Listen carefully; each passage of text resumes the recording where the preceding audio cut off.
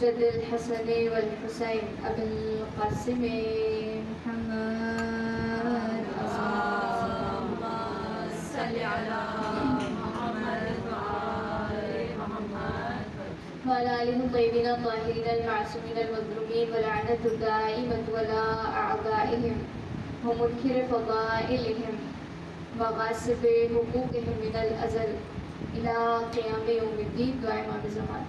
بسم اللہ الرحمن الرحیم. اللہم کل ولیک الحجۃ ابن الحسن صلواتک علیہ وعلی آبائہ فی ہذہ الساعة وفی کل ساعة ولیا قائدا وناصرا ودلیلا وعینا حتی تسکنہ ارضک سرعا وتمتعہ فیہا طویلا یا ارحم الراحمین. اللہم صل على محمد وآل محمد. اما بعد فقد قال اللہ تبارک و تعالی فی کتابہ المجید. بسم اللہ الرحمن الرحیم. یا ایتها النفس المطمئنہ ارجعی الی ربک راضیۃ مرضیہ. صلوات. اللهم صل على محمد وآل محمد. تمام تر حمد و ثنا خدائے بزرگ و برتر کے لیے کہ جو عالمین کا پالنے والا ہے، جو رحمان ہے، رحیم ہے، علی کل شیء قدیر ہے. اور بعد از حمد خدا لامحدود درود و سلام محمد اور آل محمد پر کے جو منشئ تخلیق کائنات خداوند عالم کا شکر بجلاتے ہوئے کہ ایک بار پھر اس نے ہمیں باب ابا عبداللہ پر دستک دینے کی توفیق عطا فرمائی. اس لیے کہ یہ وہ دروازہ ہے کہ جو جنت کے دروازوں میں سے ایک دروازہ، اور وہ دروازہ کہ جو سب سے یونیک، جو سب سے الگ، جو سب سے جھلک ہے. اس لیے کہ حدیث میں ہے کہ چھٹے امام صادق علیہ محمد امام جعفر صادق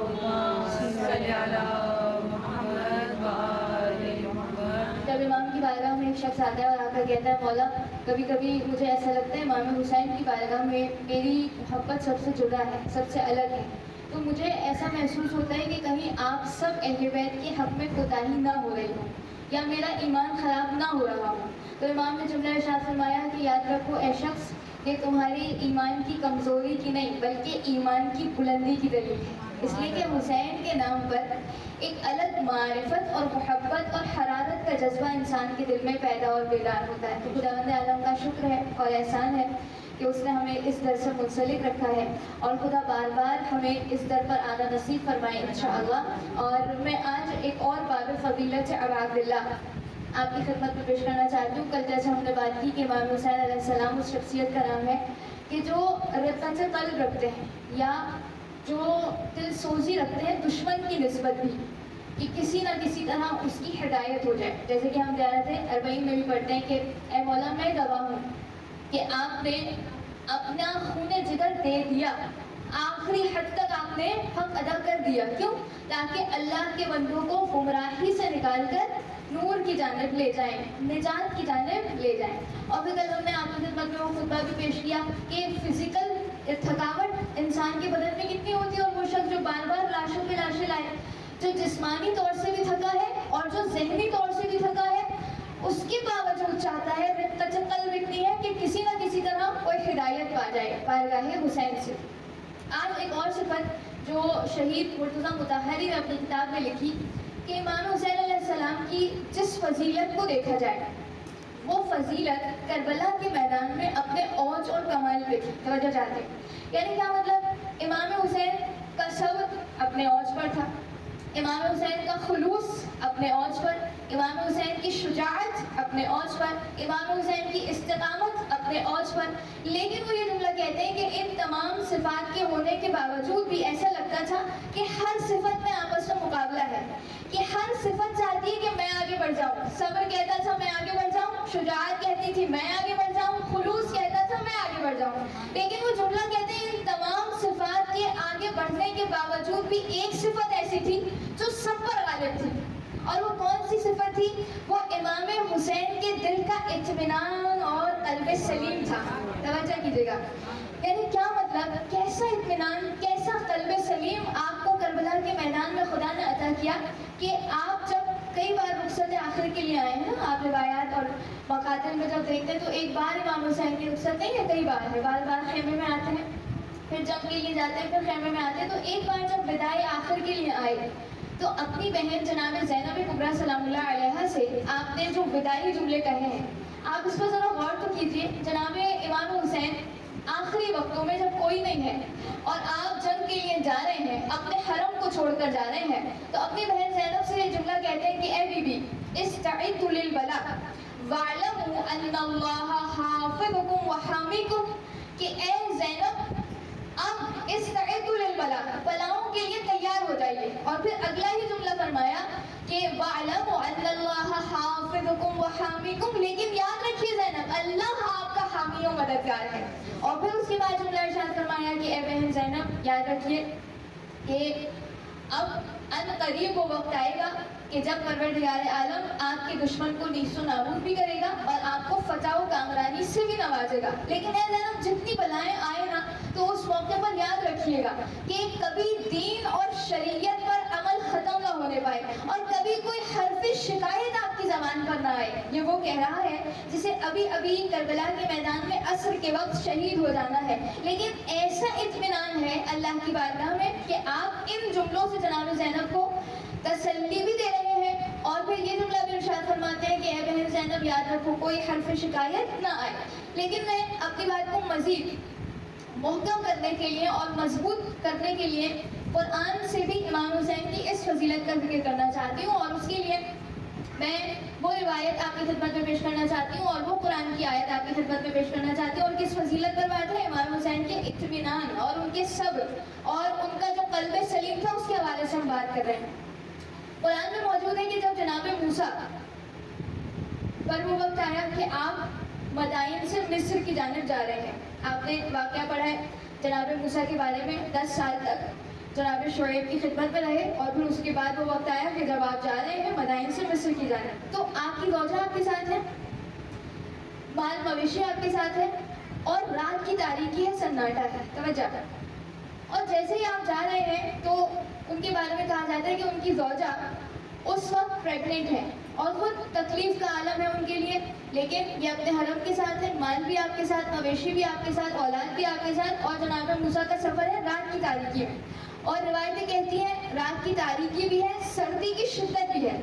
लेकिन फिर वो मौका आया कि कुरान ने कहा, वो मकाम आया कि जब जनाब मूसा ने दूर से एक आग के शोले को उभरता हुआ देखा, तो अपनी ज़ौजा से कहा मैं जाता हूँ उस आग की तरफ, शायद वहाँ से थोड़ी सी आग ले आऊँ ताकि ठंड में सर्दी का सामान हो सके।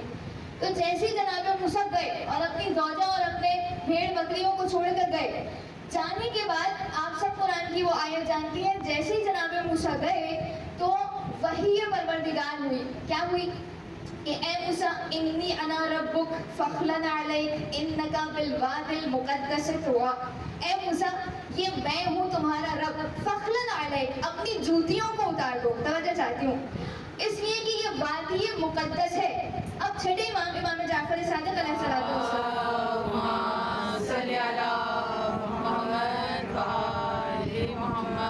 छठे इमाम अलैहिस्सलाम आपकी तवज्जो है इंशाल्लाह। मैं इमाम हुसैन की सिफत इत्मीनान पर बात करना चाहती हूँ, फजीलत इत्मीनान, यानी जो अल्लाह ने आपको कल्ब सलीम अता किया था। जनाब मूसा से खुदा ने कहा कि ए मूसा फखलन अलैक इन्नका बिल वादिल मुक़द्दस तुवा, ए मूसा आप अपनी जूतियों को उतार दीजिए। छठे इमाम कहते हैं बजाय कुरान के कई बातें हैं और 70 बातें हैं। छठे इमाम फरमाते हैं जाहिर में जूतियाँ उतारने का हुक्म है, लेकिन अल्लाह मूसा से कहना चाहता है ए मूसा हमारी बारगाह में आ रहे हो तो जितनी मोहब्बतें हैं उन सबको निकाल के हमारी बारगाह में आना, इसलिए कि उनके दिल में मोहब्बत है अपनी ज़ौजा की, जिन माल असबाब को पीछे छोड़ कर आ रहे हैं। फरमाया जितने दुनिया के ताल्लुकात हैं मूसा, इन सबको उतार कर और इनको बाहर निकाल कर आना, इसलिए कि तुम हमारी मुक़द्दस इश्क की वादी में आ रहे हो।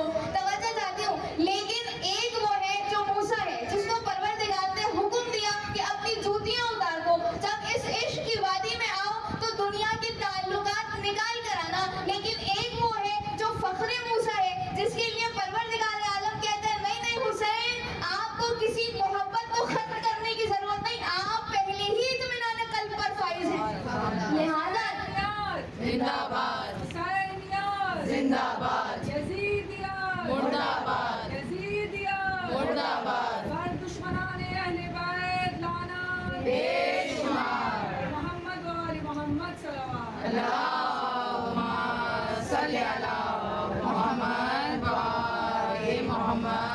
انی انا ربک فاخلع علیک انک بالوادی المقدس طویٰ، اے موسیٰ اپنی جوتیاں باہر اتار دیجیے، جتنی دنیا کی محبت ہے اس کو باہر نکال کر اللہ کی عشق کی وادی میں آئیے۔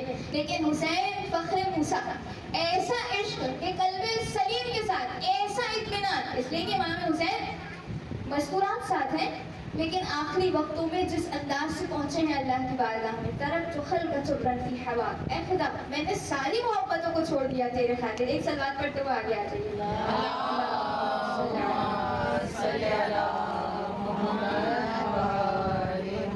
بارے بلندر نعرہ صلوات۔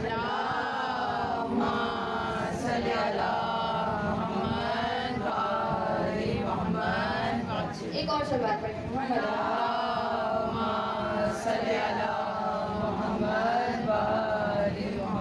ہم بھی کہیں گے مولا سے مولا یہ وادی عشق اب عبداللہ ہے، یہاں ہم بھی آتے ہیں اطمینان قلب نصیب ہوتا ہے، اس لیے کہ جو خود اطمینان کی منزل پر ہو، اور یہی وجہ ہے کہ یہاں آنے کے بعد فرش ادا پر بھی جو کوئی مومنہ آ جائے تو یقیناً ایسا اطمینان قلب اسے نصیب ہوتا ہے کہ ظاہر ہے کہ امام حسین سے جتنا انسان منسلک ہوتا جاتا ہے مطمئن اطمینان کامل اس کے نفس میں آتا جاتا ہے۔ تو ہم بھی مولا سے کہیں گے مولا آپ کی مقدس وادی میں آ چکے ہیں بغیر کسی محبت کو لیے، اب آگے سنبھالنا آپ کا کام ہے یقیناً۔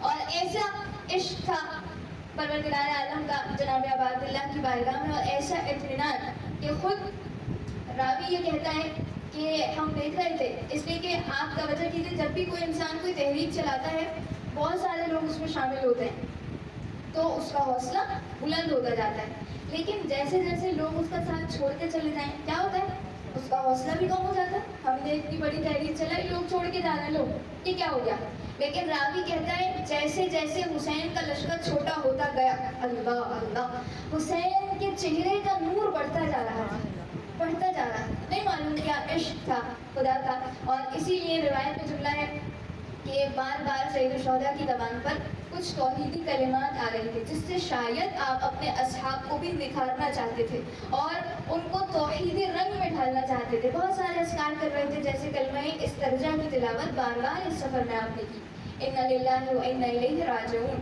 اسی طرح بار بار ایک ذکر آپ کثرت سے تلاوت فرماتے تھے، اور وہ ذکر کیا تھا، لا حول ولا قوة الا باللہ العلی العظیم۔ ہم سے بھی کہا گیا جب مصیبتیں آ جائیں، جب پریشانیوں میں گرفتار ہو جائے انسان تو بس ایک مدد طلب کرے، اور وہ خدا ہے، بزرگ و برتر کی مدد ہے، کہتا جائے لا حول ولا قوة الا باللہ العلی العظیم۔ کوئی طاقت نہیں ہے، کوئی قدرت نہیں ہے مگر یہ کہ سوائے خدائے عظیم کی قدرت کے علاوہ۔ لہٰذا یہ ذکر تھا جو بار بار امام حسین کثرت سے تلاوت کر رہے تھے اور اپنے اصحاب کو اس رنگ میں ڈھالنا چاہتے تھے۔ اور اسی لیے میں یہاں پر ایک جملہ کہتے ہوئے اپنے موضوع سے ہی متصل ہوتے ہوئے اصحاب کی بارگاہ میں آ جاؤں کہ جس انداز سے امام حسین نے اپنے اصحاب کو تراشا ہے کربلا میں، اگرچہ کے ساتھ تھے اور ساتھ ہونے کے باوجود امام حسین علیہ السلام مزید ان کو نکھارنا چاہتے تھے اور تراشنا چاہتے تھے۔ بار بار آپ کے کئی حکمت کے جملے ہیں، لیکن سوال یہ ہے کہ جیسے آج بھی انشاءاللہ ہمیں لشکر عباد اللہ سے لشکر امام زمانہ کی جانب انشاءاللہ آگے بڑھنا ہے، لیکن ایسی کون سی صفات تھیں جو اصحاب حسینی میں تھیں؟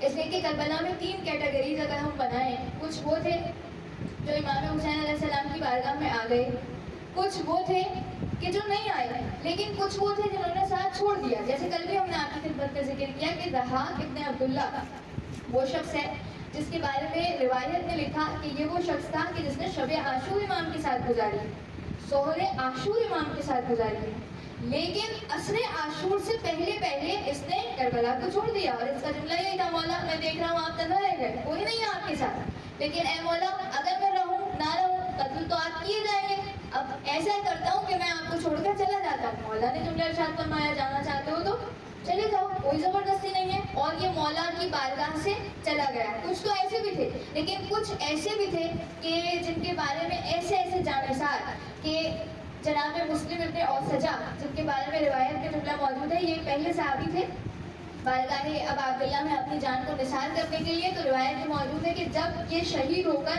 زمین پر گرے ہیں تو امام حسین علیہ السلام اور حبیب ابن مظاہر ان کے سرحانے آئے دونوں، اور جناب امام حسین نے سرحانے آنے کے بعد قرآن کی آیت پڑھی۔ کچھ وہ ہیں کہ جو اپنے وعدے کو پورا کر چکے، کچھ وہ ہیں جو منتظر ہیں. اور پھر اس کے بعد امام حسین کی جب یہ آیت تمام ہوئی تو جناب حبیب ابن مظاہر جناب مسلم ابن اوسجہ کے سرہانے کھڑے ہو کر ایک جملہ کہتے ہیں، اور وہ جملہ کیا تھا کہ اے مسلم میرے لیے سخت ہے کہ میں تمہیں اس عالم میں دیکھوں، لیکن اے مسلم تمہیں جنت کی بشارت ہو، تمہیں جنت مبارک ہو. یعنی ایسے ایسے عظیم و شان صحابی.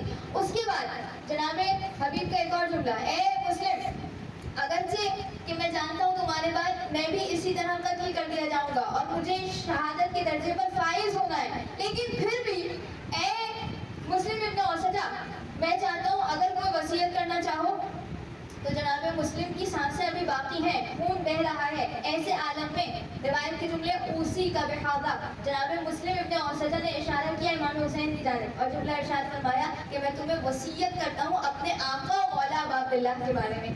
دیکھو اے حبیب اس حسین کا ساتھ نہ چھوڑنا. یعنی کچھ ایسے ہیں جو چھوڑ کے جا رہے ہیں، لیکن کچھ ایسے جانثار ہیں کہ آخری وقتوں تک، اور یہاں تک کہ ایک اور روایت کل بھی میں نے آپ کی خدمت میں ذکر کیا تھا کہ جو آخری وقتوں میں بھی شامل ہو رہے ہیں. اور یہ دو بھائی جن کا کل میں نے ذکر کیا، خطوف اور معاذ، جن کے بارے میں یہ کہا جاتا ہے کہ یہ دونوں شخصیات امام حسین سے کب جوائن کرتی ہیں. روایت کے مطابق جب امام حسین کے پاس کوئی نہیں تھا اور امام حسین نے صدائے استغاثہ کو بلند کیا، حل من ناصر ینصرنا، ہے کوئی جو حسین ابن علی کا ساتھ دے.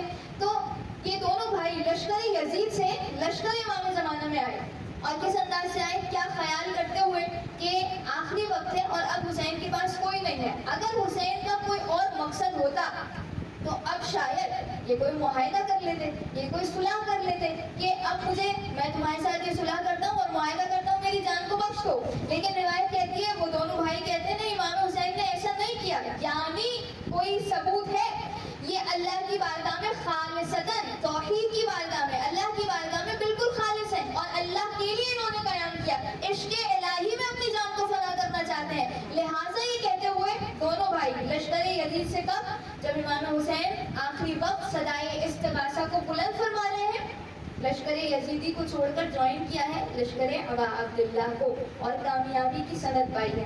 تو سب سے امپورٹنٹ چیز جو ان تمام اصحاب میں مجھے اور آپ کو دکھائی دیتی ہے کہ ساتھ وہی رہے کہ جو ڈٹے رہے، جن کے اندر استقامت تھی، اور یہی استقامت کی صفت انشاءاللہ ہمیں لے جائے گی بارگاہ امام زمان اجل اللہ تعالی فرجہ شریف میں.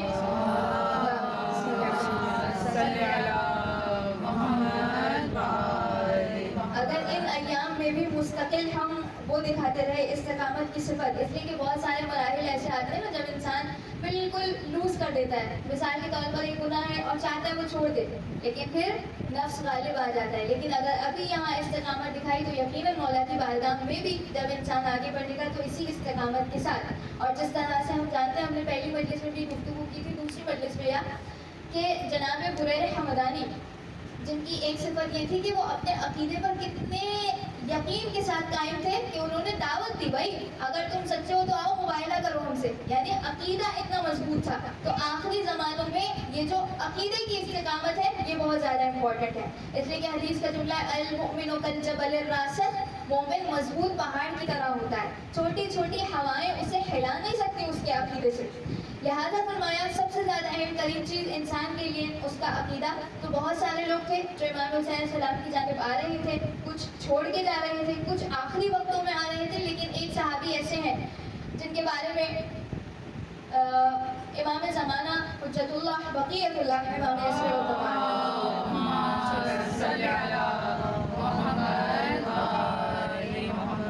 جن کے بارے میں زیارت ناہیہ میں ہے کہ امام زمانہ علیہ السلام نے آپ پر سلام پیش کیا، جن کا نام سوار ابن منعم ہے.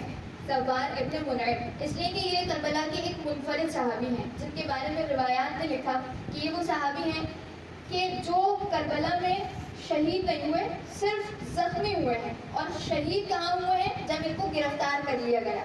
50 سال کا سن ہے اور کوفے سے انہوں نے امام حسین کو جوائن کیا.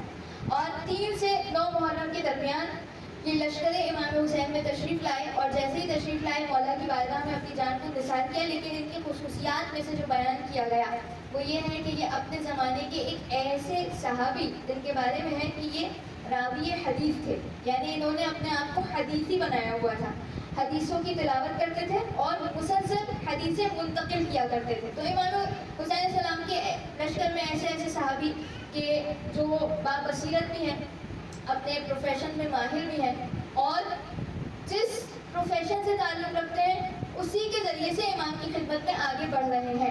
لیکن کیا کہنا اس صحابی کا کہ جو امام حسین علیہ السلام کے لشکر کو اس وقت جوائن کرتا ہے کہ جب اس کے ضمیر نے ملامت کی، جسے حر ابن یزید رحائی کہا جاتا ہے. اور ہم سب سنتے ہیں، بار بار سنتے ہیں، اور جو مزید جاننا چاہتے ہیں اس روایتوں کو اور اس تاریخ کربلا کو، تو وہ انشاءاللہ صبح 9 سے 10 بجے ہادی ٹی وی چینل پر ضرور دیکھیں. پروگرام چراغ ہدایت کے نام سے، اس کو خواہر سیما ہی اس میں گیسٹ ہیں اور اس کو بہترین طریقے سے لے کے چل رہے ہیں. امام حسین علیہ السلام کے یہ صحابی جس انداز سے بارگاہ امام حسین علیہ السلام میں آئے ہیں، آپ سب جانتی ہیں کہ جب وہ وقت آیا کہ ان کی ضمیر نے ملامت کی، اور ملامت کے بعد یہ پہنچے امام کی بارگاہ میں. لیکن اس سے پہلے ایک جملہ ان کا ہے عمر سعد سے، اور وہ جملہ کیا ہے؟ اے عمر سعد، کیا واقعی جنگ ہوگی جب راستہ روک لیا اور یہ تمام معاملات پیش آ گئے کہ خود نے امام حسین کو روکا؟ تو عمر سعد کہتا ہے ہاں واقعی جنگ ہوگی، اور ایسی جنگ ہوگی کہ سر ہواؤں میں اڑیں گے. اس کے بعد سے جناب حر کے دل میں ایک عجب انقلاب برپا تھا، اور تاریخ کے یہ الفاظ ہیں کہ جناب حر اس موقع پر اس مقام پر پہنچے کہ ان کے دل میں یہ چیز بیدار ہوئی کہ خود کو جنت اور جہنم کے درمیان دیکھ رہے تھے. سورہ حشر کی آیت ہے نا، لا یستوی اصحاب النار واصحاب الجنہ اصحاب الجنۃ هم الفائزون. یقیناً اصحاب جنت کامیابی کی منزل پر ہیں، جنت اور جہنم کے درمیان خود کو دیکھ رہے ہیں. اسی لیے روایت میں ہے کہ جب جناب حر منقلب ہو رہے تھے تو اس موقع پر عمر سعد کے لشکر سے ان کا ایک خطاب بھی ہے کہ جس میں انہوں نے دلائل کو پیش کیا، اور دلائل کو پیش کرنے کے بعد امام حسین علیہ السلام کی بارگاہ میں تشریف لائے، اور خطاب کے انداز سے عمر سعد سے بار بار مکالمہ ہے. اور اس مکالمے کو جناب میر انیس نے اپنی شاعری میں بھی بیان کیا. کچھ چیزیں ایسی ہوتی ہیں کہ جو روایتوں میں ہوتی ہیں، کچھ چیزیں ایسی ہوتی ہیں جو زبان حال سے ہوتی ہیں. اور جب جناب حر منقلب ہو رہے تھے تو میر انیس نے عجب جملے لکھے عمر سعد کی بارگاہ میں جب وہ پہنچے.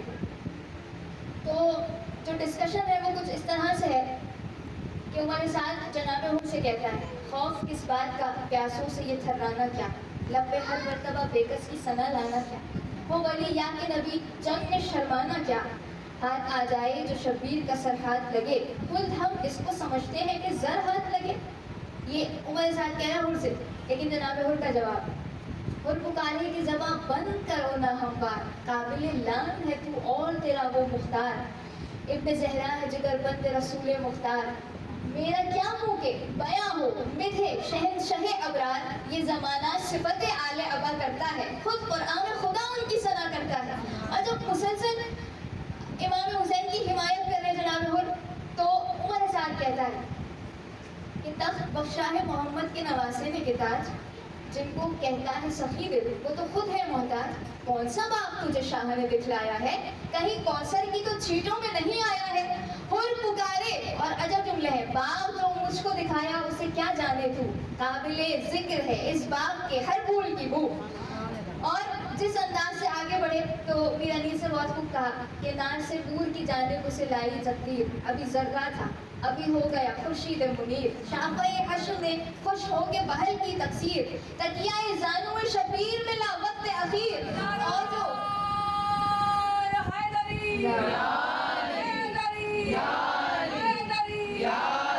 محمد وآل محمد صلوات اللہم صلی علی محمد وآل محمد. باپ جو مجھ کو دکھایا اسے کیا جانے تو، راحت روح ہے جس باپ کے ہر پھول کی بو، نام کوثر کا نہ لینا مجھے جوش آتا ہے، انہی کوثر سے تو بے ہوش کو ہوش آتا ہے. اور یہ جملہ کہا کہ نار سے نور کی جانب اسے لائی تقدیر، ابھی ذرہ تھا ابھی ہو گیا خورشید منیر شافع حشر میں خوش ہو کے پہل کی تفسیر تکیہ زانو شبیر ملا وقت اخیر اور جو اقبال و حشم فوج خدا میں پایا اور جو اقبال و حشم فوج خدا میں پایا جب ہوا خاک تو گھر خاک شفا میں پایا. یعنی ان کے در پہ آ کے خاک بننا کمال ہے. توجہ ہے آپ کی؟ یعنی جب کوئی ان کے در پہ آ کر خاک بن جائے تو یہ خاک کو ذرہ نواز بنا دیا کرتے ہیں. اور فرمایا آپ نے اس لیے کہ پروردگار عالم نے ہر انسان کو خاک سے خلق کیا اور اسے مٹی میں ملنا ہے اور اسی مٹی کے جوہر سے مختلف قسمیں ہیں انسان کی جو انسان اپنی ساری زندگی میں انجام دیتا ہے. لیکن پھر جب اسی مٹی میں ملا دیا جائے گا تو وہی کامیاب ہے, وہی کامران ہے جو خاک ساری کے ساتھ اپنی زندگی کو گزارے. کہاں؟ اللہ کی بارگاہ میں بھی اور اس کی حجت کی بارگاہ میں بھی. اور یقیناً یہ خاک ساری انہی کربلا والوں سے ہم نے سیکھنی ہے. اور یہی وہ اور خود امام حسین السلام کی یہ صفت بھی کہ آپ کتنا خاضع و خاشع ہیں. آپ کے اصحاب کے درمیان آپ نے کوئی تفریق نہیں کی ہے. آپ کے اصحاب میں غلام بھی ہیں, انصار بھی ہیں, مہاجر بھی ہیں, سب ہیں, غیر مسلم بھی ہیں. لیکن جب ایک غلام کہتا ہے نا جس کا نام جون ہے اور وہ کہتا ہے کہ مولا میرا خون شاید بدبودار ہے اور میرا قبیلہ وہ نہیں ہے, میں یہ غلام ہوں, شاید میرے خون میں وہ اثر نہیں ہوگا کہ جس کی وجہ سے آپ مجھے میدان میں جانے کی اجازت دیں. تو امام حسین نے دعا دی اور جون کو اجازت دی. تو روایت کے جملے ہیں جو علی اکبر کے ساتھ امام حسین کا رد عمل تھا اپنے جوان بیٹے کے ساتھ ویسے ہی ایک غلام کے ساتھ تھا. کتنی تواضع, کتنی خاکساری کے ساتھ جب روایت کہتی ہے کہ جناب علی اکبر کا آخری وقت اور چھٹے امام فرماتے ہیں جب علی اکبر کی قبر پر جاؤ نا تو 3 چیزوں کو ضرور انجام دینا, 3 مرتبہ اپنا رخسار علی اکبر کی قبر پر رکھنا. اور سوال کیا مولا ایسا کیوں؟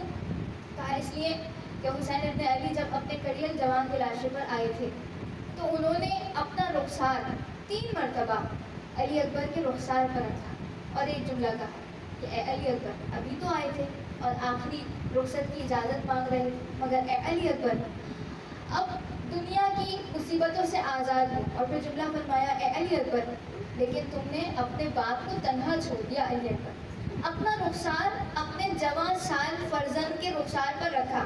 یعنی جو عمل آپ نے اپنے فرزند کے ساتھ انجام دیا, روایت کہتی ہے ویسے ہی جون غلام حبشی, روایت کا جملہ ہے وضع خدہ علی خدہ, حسین نے اپنا آنسوؤں بھرا رخسار جون غلام حبشی کے رخسار پر رکھا. اور فرمایا اے سید الشہداء آپ پر سلام. اور آج میں چاہتی ہوں ظاہر ہے کہ جناب حر کا ذکر ہوا, جس انداز سے جناب حر منقلب ہوئے, یقیناً پروردگار عالم ہمیں بھی اپنی بارگاہ میں اسی طرح منقلب رکھے کہ یہ دل یہ قدم راہ ابا عبداللہ کی جانب بڑھتے رہیں انشاءاللہ. آپ سب نے وہ روایتیں سنی کہ جب حر کا لشکر آیا اور پیاس کی شدت میں آیا تو ساقی کوثر کے بیٹے نے سب کو سیراب کرایا. پانی کے کوزے, پانی کے جام, عباس صرف لشکر کو نہیں ان کے گھوڑوں کو بھی سیراب کرو عباس. لیکن جب وہ دشمن بن کر آیا تھا حسین کے پاس پانی موجود تھا, لیکن جب حر منقلب ہو کر بارگاہ ابا عبداللہ میں آئے ہیں نا اور اپنے ہاتھوں کو جوڑ کر کہا کہ مولا حر سے بہت بڑی خطا ہوئی, معافی مانگنا چاہتا ہوں. اور امام حسین علیہ السلام نے اپنے سینے سے لگا کر کہا کہ اے حر تو دنیا میں بھی میرا بھائی ہے, آخرت میں بھی میرا بھائی ہے. آپ کی آوازیں بلند ہیں, خدا کوئی غم نہ دے سوائے امام حسین کے.